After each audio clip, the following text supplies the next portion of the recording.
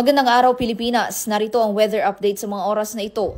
Ayon sa Pag-asa, asahan ang malalakas na pag-ulan dulot ng Bagyong Paulo. Sa loob ng 24 oras, higit 200 millimeters ng ulan ang inaasahan sa Aurora ngayong araw hanggang bukas ng tanghali.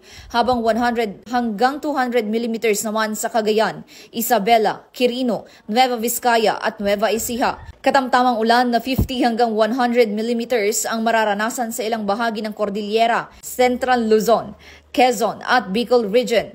Mula bukas ng tanghali hanggang Sabado, higit 200 millimeters ng ulan ang posibleng tumama sa La Union at Benguet, habang 100 hanggang 200 millimeters naman sa Aurora, Isabela, Quirino, Nueva Vizcaya, Abra, Kalinga, Mountain Province, Ifugao, Pangasinan, Ilocos Sur at Zambales. Paalala ng Pag-asa, mas mataas ang posibilidad ng pagbaha at landslide sa mga bulubundukin at dati nang binabaha. Pinapayuhan naman ng publiko at mga lokal na disaster risk reduction offices na maging handa at maingat. At yan ang ating PNN weather update sa mga oras na ito. Ako si Patrol Woman Fe Octaviano para sa PNN Weather Update.